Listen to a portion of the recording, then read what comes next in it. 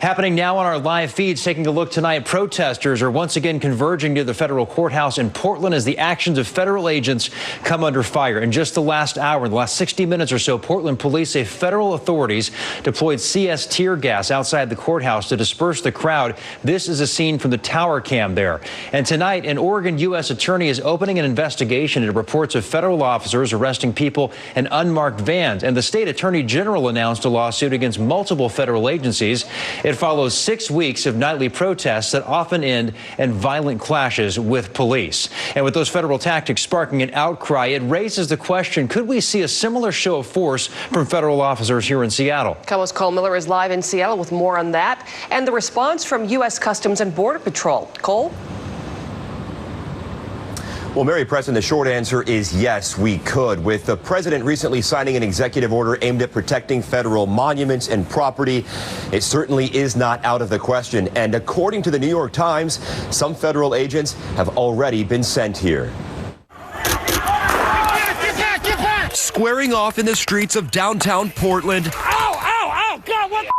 Protesters and federal officers. And those officers are now facing backlash, accused of detaining people in unmarked vans away from the federal courthouse there.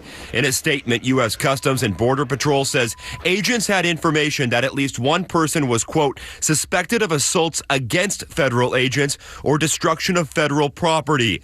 Oregon's governor and other elected officials have called for those officers to be removed. The Trump administration is here because they want to score political points with their base. It is absolutely unacceptable. They need to go home. And with the president having recently signed an executive order to protect federal property, it means that federal officers could detain or arrest people here in Seattle should such protests arise. We know that people's rights are being violated left and right. Outside of the Henry M. Jackson Federal Building tonight, this group gathered to show solidarity for those protesting in Portland. We just see really the police state taking it to a whole new level right down the street from us.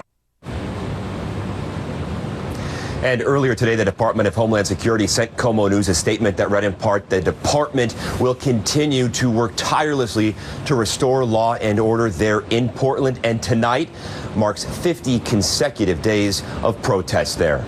Back to you. Cole, thank you. So what kind of authority do federal officers have? Our sister station talked with a constitutional lawyer who says they have the right to protect the federal courthouse and arrest someone for a federal crime. But outside of that, he says they don't have blanket authority to police a city.